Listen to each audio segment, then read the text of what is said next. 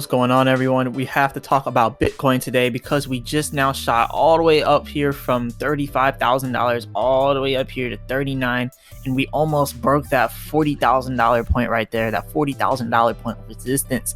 And yeah, it took us a while, but there is a few reasons why this happened, and we were actually predicted to go down here on the trend line before that happened. So it's definitely good that we broke out of this downtrend here, and we could possibly be going on a bull run here since all the news that we have. So right, we have something very important that we have to talk about. Look at this, the official currency of El Salvador, Bitcoin, right here on Google already. It is trending. Google, the United States dollar, the official currency of El Salvador, Bitcoin. So that is a huge statement right there. That's a really huge statement right there. So that's definitely really good. And we have some more good news. So the next thing that we have here, Elon Musk says Tesla will accept Bitcoin again as crypto miners use more clean energy. So yes, Tesla is going to accept Bitcoin again as crypto miners use more clean energy. That will definitely help us out. So look, it says over here, when there's confirmation of reasonable 50% clean energy use. So he's being specific here. It's 50%, renewable energy. It has to be at the 50% mark, then they'll do it. So Tesla will resume allowing Bitcoin transactions at that point. So that is good news in itself. We have more good news here. There's so much good news today, and there is some fun that we're gonna talk about today, but a lot of good news though, right? Okay, so let's keep going down here and see what we have for our next good news, because all of this is tying into this whole jump here with Bitcoin. And everything else is jumping along with Bitcoin. It's not just Bitcoin. Like, look at it, Bitcoin up 10% in the last 24 hours, Ethereum 6%. I mean, Binance Coin 7%, a lot. Cardano 5%. Got dogecoin 4%. Everything is going up. And let's see where Shiba Inu is up 11% in the last 24 hours. A lot of people were really feeling down about Shiba Inu. Even me, I've not lost, but my money went down a lot because I haven't sold yet, so I haven't lost anything. But look at this. I don't even know much about Theta Fuel, but Theta Fuel 42%. That's huge. I don't know much about it, but I'm gonna have to do my research because that is some huge gains right there. But yeah, Bitcoin is on a positive path here. We know Bitcoin is going to rise. Just look at that 24-hour gain. That's huge. Like, just look at this. This is amazing that we're back on our bull run here, on our uptrend. Now, remember, anything can happen because this is crypto, and I'm not a financial advisor. This is not financial advice. But look at this. It kind of looks, like we're going to be on a positive uptrend now. So definitely a lot of good news here. So let's keep going on with this. So Tesla accepting Bitcoin. We just now discussed this, and our next thing will be Canadian Bitcoin ETF adds its holdings despite steep market correction. So Canadian just now added Bitcoin to the ETF just as the market corrected. So that's good news that they're adding it to the ETF, in that we're supposed to be going up as well. I really want ETFs to be made on the NASDAQ and all that. So I really want ETFs for Bitcoin to be on there, and I really, really, really hope we do. I really hope the United States follows El Salvador and makes Bitcoin a legal tender, and also makes ETFs and all this other stuff work, because it'll be really good for us.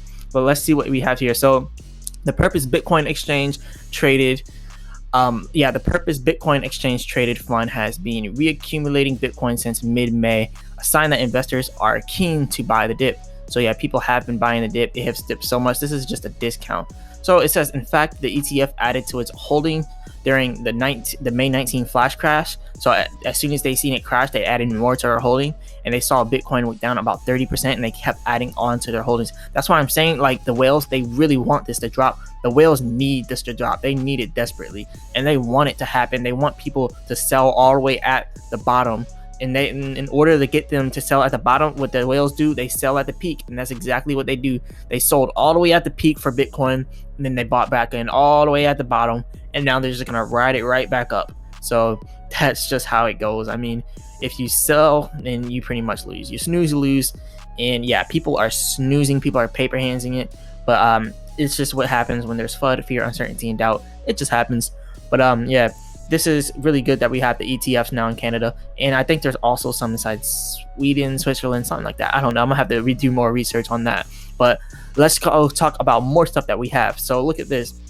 Analysts on Bitcoin and Ethereum should resume the bull run by. So they're saying that Bitcoin is actually starting to resume the bull run. And remember, if Bitcoin is resuming its bull run, just know that all these other altcoins are also resuming their bull run. Dogecoin, Shiba Inu, all of them. Like Shiba Inu has had one of the worst drops like out of all the cryptos. Like Shiba Inu had it the worst. Let's just say that. And it's also because the COVID relief fund, when that happened, is the same time when the crash happened. So that's why Shiba Inu had it the worst. But now Shiba Inu is having the best growth now. They're 11% here. Obviously, Theta Fuel has, quote unquote, the best growth. But I mean, look at Theta Fuel. It's the best for all. Like the 1 hour chart, the 24 hour, the 7 day, the 14 day, 30 day, 1 year. Theta is inside of its bull run right now, and it's possible that Theta could, enter another bear run. But I don't know much about Theta, so I don't really want to talk about Theta like that, because my focus is more on Bitcoin right now. That's what we're talking about here. So let's keep talking about this here. So look at this. This should resume the bull run. Remember, they said it should resume the bull run. They did not say it will. They said it should. So let's do our own analysis. Like, I'll read what they said, but all right, let's read what they said first, and then we'll do our own analysis here. So they said, by all available metrics, data, CA, and moon math, we should be resuming the bull run by the end of July. So they said the end of July. Okay, that makes more sense. I was about to say, looking at it now, yes, we did just now have some good news.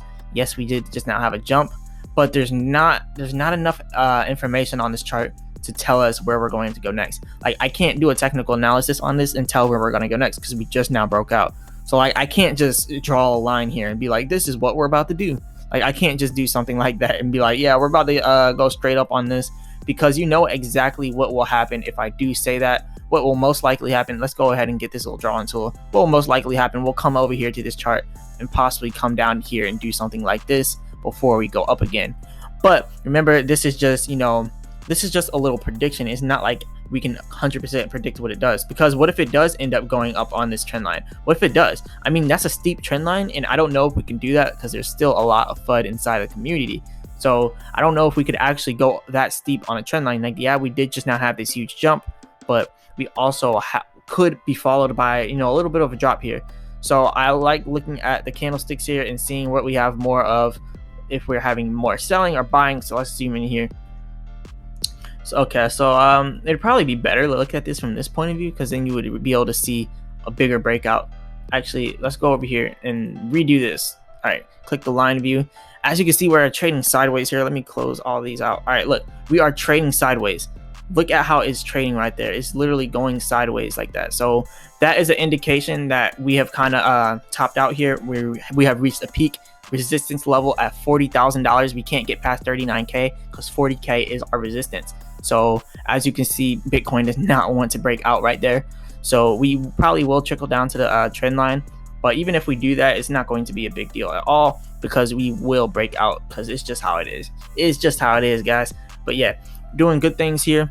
And let's keep reading on this. With the plethora of DeFi options mixed with the NFT market heating up, Ethereum will climb up in value and market dominance like we've never seen before. So they're just solidifying their option. No, I was about to say mistake, but not mistake. They're solidifying their decision to make an ETF with Bitcoin. And that's pretty cool, because all the people have to know is that it's a secure investment. That's all the people need to know. A lot of people don't know much about Bitcoin or crypto in general. So what they'll do is invest inside of a ETF, because it's a general fund. It's not like they have to invest inside these cryptos one by one. They can just invest inside a whole ETF.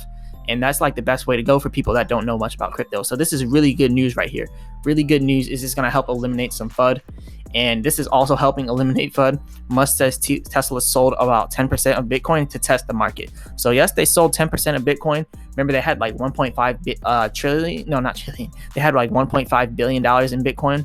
And that is a pretty good amount of money. It's a pretty solid amount of money. So having that much money inside of Bitcoin for one person just to sell 10%, it wasn't much of a drop. Actually, we've seen a huge jump today. So Tesla selling that 10% literally did nothing. So that's good news too, that one whale can't really manipulate the whole market like that. One whale cannot manipulate Bitcoin like that, because even when you look at the Bitcoin list over here, let's go over to the Bitcoin rich list. See the richest Bitcoin wallet. So as you can see, the most richest Bitcoin wallet is over here, 293. This is the Binance cold wallet, so that's 1.57%. And obviously Binance would never sell this because it's pretty much their people's crypto. It's not their crypto, it's the people's crypto. And the only time they will is, if they have leftover crypto to cover different costs and all that. But yeah, look, these are the top wallets, and it's only 1.57%. So one person or one entity cannot control Bitcoin's price. All the whales have to congregate and sell at the same time, kind of like how they did when we crashed. I'm pretty sure the whales were congregating right here at the peak, and they just kind of sold out. It has to be like that. I don't know. It could or could not, but enough of that. But yeah, it will resume allowing crypto transactions when 50% of miners are green. So yes, Elon Musk is going to resume once 50% of the miners are doing green energy. But yes, this was the tweet that he said that everyone's talking about. So first, let's read at the top of it, right? So, all right. So Cointelegraph said, did you see Elon Musk is catching flack again? But what is it for this time? Signia CEO, blah, blah, blah, said, what we have seen with Bitcoin is price manipulation by one very powerful and influential individual. And actually what I just said invalidates that. There is not one powerful influential individual. Like, the most powerful Bitcoin wallet is Binance Cold Wallet, which is 1.57%. But that's other people's Bitcoin. That's not their Bitcoin. It's not Binance's Bitcoin. That's other people's Bitcoin that they invested through Binance. So Binance, in theory, would not sell other people's Bitcoin. So it's only 1.57%. Let's say Binance got hacked, all the Bitcoin got lost for Binance. Well, boohoo, 1.57% is now lost in the air. But that's not gonna matter because it's only 1.57%. Now, if we were talking about Dogecoin, where there's a whale with 28, like, I really love Dogecoin, really, I really do. But when there's a whale like this in Dogecoin, 28%, imagine that being in Bitcoin.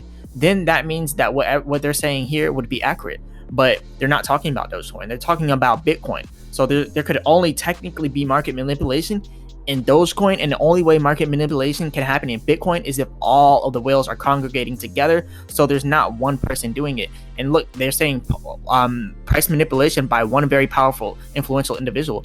But how is that price manipulation when 1%? Like, only like the top, look, 1.57%, like one person cannot change that. Like, and it is just the facts. I mean, people don't go off facts, so I guess it doesn't matter. Let's keep reading though. This is inaccurate, like Elon Musk said, is not a fact. Tesla only sold 10% of holdings to confirm Bitcoin could be liquidated easily without moving market, and he's right. Like, they sold 10%, and instead of Bitcoin going down, it went up. Like, I mean, it's not rocket science, but let's keep going. When there's confirmation of reasonable 50% clean energy usage by miners with positive future trend, Tesla will resume allowing Bitcoin transactions. See, I think the problem here is people hate Elon Musk because they just hate Elon Musk for pumping up Dogecoin. And then they feel like he ditched the Bitcoin for Dogecoin. They feel like this whole crash was because Elon Musk. The only way this whole crash could be because Elon Musk, think about it. All right, let's look at this in reality. Look. Let's do some realistic look. All right, let's just do this realistically. Look, we went all the way from 60K, right? Okay, so look, at the peak, we went all the way here from 60, let's just say $64,000, right? We came all the way from 64K all the way down here to about 30K, 29K, but let's just round it, 65K to 30K. All right, so if you do 65K minus 30K, right, that is 35%. So in theory, Elon Musk would literally have to own 55% of Bitcoin in order to make that in order to drive Bitcoin's price down that much. He has to own 55% of all the Bitcoins. That's just not possible. Like, look at it. Like, these are facts. If Elon Musk made it by himself go from $65,000 to $30,000, right? If Elon Musk himself made Bitcoin from $65,000 to $30,000, that would literally mean that he owned about 50% of Bitcoin in order for it to do such a drastic change like that. Like, you have to think about this realistically. He does not own 50% of Bitcoin. Nobody can own 50% of Bitcoin. That's a lot of money. That's way too much money. And we can't even own that much Bitcoin because we haven't even mined it all yet. Look, all the Bitcoin hasn't been mining yet. The max supply is 21 million. It's only at 18.7 million. So it's just impossible for Elon Musk to manipulate it himself. Now, if he tweets something and then other people sell it, I guess you can say that, but is it really his fault that they sold based off a tweet? No, that's just someone that doesn't have, the correct info in investing. They listen to other people's advice instead of their own. So that is just a lack of experience in investing with other people. It's not Elon Musk's fault that they have a lack of experience. So that's just to debunk all those myths there and to slap people in their face who hate Elon Musk for the Bitcoin drop. I don't hate him for the Bitcoin drop. I don't even care about all of it because I'm a holder, a long-term holder. And anyone who's holding long-term knows what the actual whales who are congregating are doing. The whales who are coming together and strategically selling, those whales that are strategically selling, they're the real problem. Now, Elon Musk, you can say he's a problem or not, but the reality of it is he's an entrepreneur. He's a businessman. He's not really focused on Bitcoin. He's really focused on his company. He's focused on Tesla and how can Bitcoin help improve Tesla. Well, we can get more money transacting through Tesla by influencing people to use Bitcoin. And that's what Elon Musk is doing. So in theory, Elon Musk wants Bitcoin to go up. He doesn't want it to go down because it's going to help his company out. And that's just how we have to look at it. But yeah, I hate to get so technical right there with all that, but let's keep going. So Bitcoin's bear market is ending. This is definitely true. Bitcoin's bear market is ending. They say by the end of July, so it could definitely happen by the end of July. But let's keep seeing what we have here. Actually, wait, before that, I want to show something here. Look, so the end of June, we're coming down here to the end of this. Do you think, I want to ask you all, do you think that we're going to continue down this trend line? Let me know in the comment section if you think that we're going to come back down to these two circles here. These two circles here were back inside the consolidation era when we were going down there. So let me know if you think we'll go back down to $30,000 or lower or anything. Just let me know what you all think. But me personally, I think the lowest that we could possibly get is 30,000 before jumping again, because we just now had a huge jump. So we could actually go on a huge uptrend from here. We just have to get rid of some of the FUD. So we'll probably end up dropping down to the trend line before we actually do continue to go up. So I don't want to just say we're going to go straight to the moon, because I don't want people to invest off of that, thesis. So let's keep talking about this here. Bitcoin has fallen about half of its price, blah, blah, blah. Not pretty. Blah, blah, blah, blah, blah. Investors in cryptocurrencies have been on a wild ride. This is true perhaps more than any other crypto, OG Bitcoin. And they're saying by the end of July, we should actually have a huge uptrend inside Bitcoin. So hopefully it happens like that, but I'm not too sure if it will. But let's just hope it does. Declining rates support risk on assets. And what they're talking about is inflation rates. But anyway, let's keep going here and talk about some more stuff. So a big part of the reason we saw a risk off behavior earlier this year is because interest rates and inflation rates. Interest rates moved significantly higher very quickly on inflation fears. So the interest rates moved significantly higher on the inflation fears.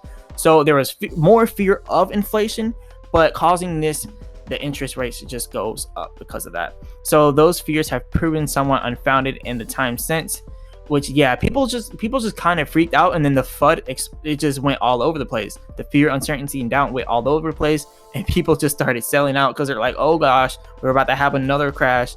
I know everyone was talking about the whole economy is about to crash. The whole worldwide global economy is crashing. And then you get all this fear, uncertainty, doubt, this FUD, and then people are running around like the sky is falling.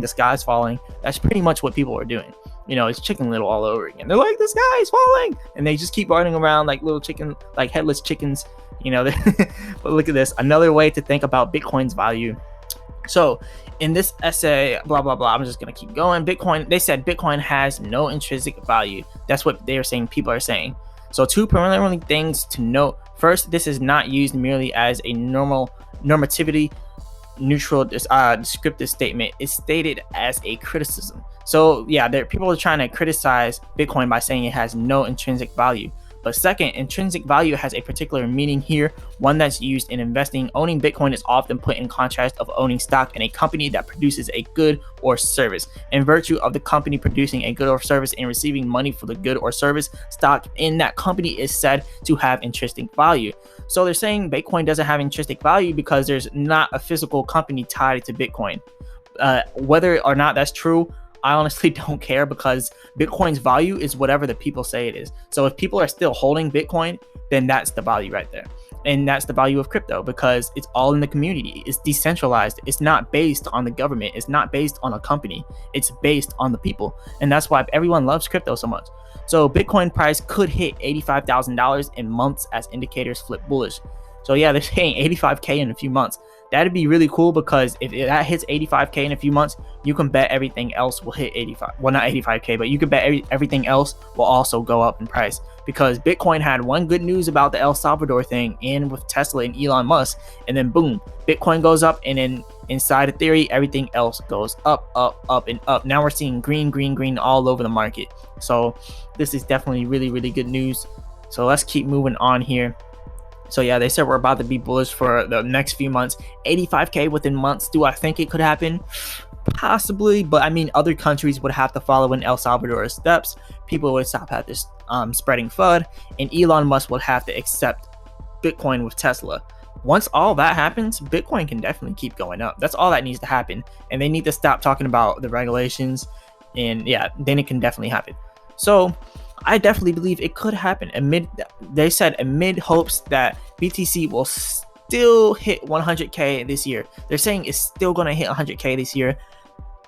Possibly. I mean, it would take a huge bull run. That's what I'm saying. It would take a huge bull run to reach that. And remember, we have a lot of months left until the end of the year. So we're still good. We still have a half a year left. So we could definitely do that. Okay, let's go over here to our next thing. Bitcoin Anomaly is just a big myth, and using it to launder dirty money is stupid, a crypto ATM says. This is definitely true.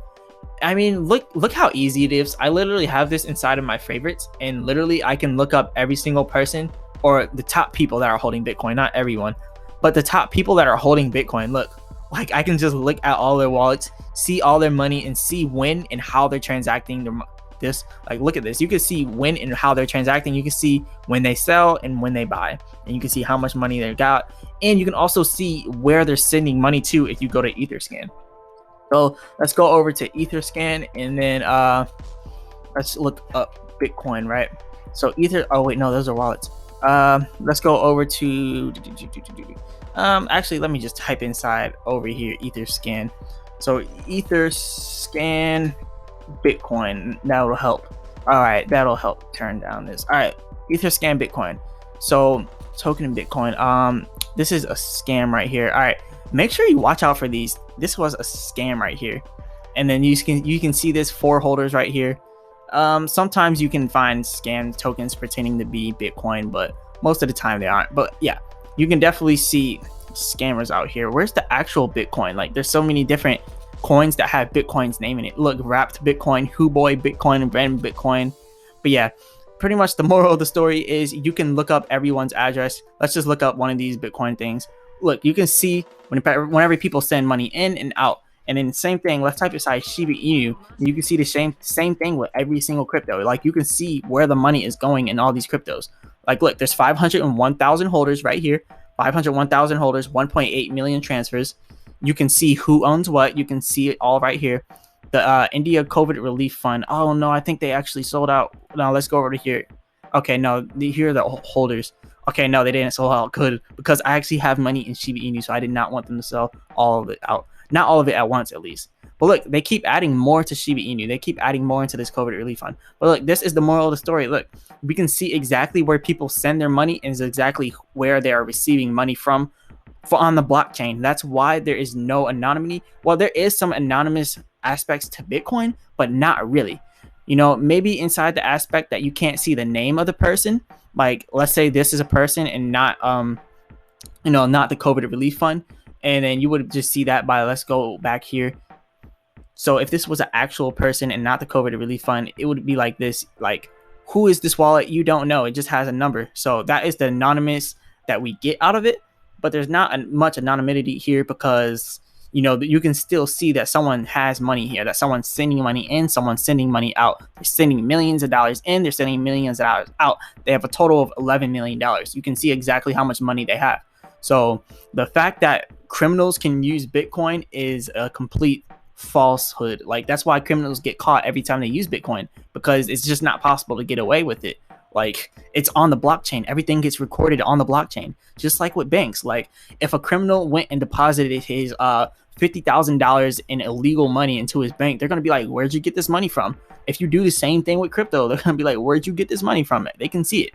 So look at this. Many people think Bitcoin transactions can be anonymous or untraceable, which is untrue because we just proved that it's traceable. Like, whoever did this, let's say this was a criminal, now we know exactly what they're doing. We know who they're sending money to. We know money left from the Uniswap platform, and we know money came in by the Uniswap platform. So that's just, it's just crazy that people think that criminals have the upper hand when it comes to crypto. No, the government has the upper hand when it comes to crypto. That's why it's such a good thing for the government to not ban crypto, because they can literally tell what everyone's doing. Like, it's almost like Google on steroids. That's how I'm gonna put it. It's almost like Google on steroids. You want to search for someone, cool. You just search top wallet, or you search Elon Musk's wallet, something like that, and then you can get something out of it. So that's just it's a little theory I have there. But look, Bitcoin Taproot Upgrade finally achieves activation lock-in. So this is something a lot of people have been talking about, the Taproot Upgrade. Before we go through this, look at this. I want to describe what it is. So what is the Taproot? It is not a carrot, it is not a turnip, but it is Bitcoin update that promises to keep some transaction details buried in deep inside the metaphorical soil. So what they're meaning to say is that they're making it more decentralized in a way, well, more private, but some transaction details like probably your exchange number or whatever. But let's see what it is addressing. So the Bitcoin blockchain is composed of computer code. So when you send a transaction on it, the coins are really connected to a script. These commands tell the blockchain what you can do with them. Usually that means using a private key to provide a signature and prove you are able to spend them.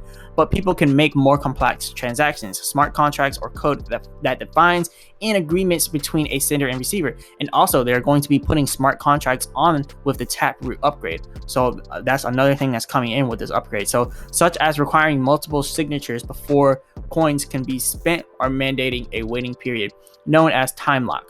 So when said coins are ultimately spent, those scripts become public on the Bitcoin blockchain, adding a lot of data of an already bulky blockchain, while potentially exposing some details about the people involved in the transaction. We just now showed that inside of the Etherscan, and with Shiba Inu and all that, it shows that it was the COVID crypto relief fund. But what if they didn't want their name to be out there like that? But they are a public entity. But I'm saying if it was an actual person. But yeah, what are the benefits? So first, what would the Taproot do? With Taproot, all parties in a transaction can cooperate to make these complex transactions look like standard person-to-person transactions. They do so by combining their public keys to create a new public key. All right, so actually I want to go over here and show that. So let's go back over to the Shiba Inu rich list here. I probably should do the Bitcoin one because it'd probably be better because we're talking about Bitcoin here. But anyways, it doesn't matter. Right here, let's just look. It says it's from this to this wallet. So what they're saying here, so it says it's from that wallet to that wallet. And over here, it says they do so by combining their public keys to create a new public key and combining their signatures to create a new signature. Does this through a device called, I can't even pronounce that word, Scorner, whatever it is. But yeah, it says all right, let's read this. With Taproot, all parties in a transaction can cooperate to make these complex transactions look like standard person-to-person transactions. Right here, you can't tell that it's actually person-to-person. All you see is wallet to wallet. And then from here, you see exchange to wallet. Then over here, wallet to wallet, again, exchange to wallet. So what they're saying is you'll be able to tell if it's person to person. So that's pretty much the summarization of that. So what are the benefits for these specific types of complex transactions? Taproot would enhance privacy while reducing the amount of data needed to make them, thereby lowering transaction costs that are near historic highs due to Bitcoin's growing popularity. Moreover, the privacy benefit will extend to applications that use time lock contracts, such as CoinSwap, which mixes Bitcoin transactions to obfuscate the coin's origin and destination.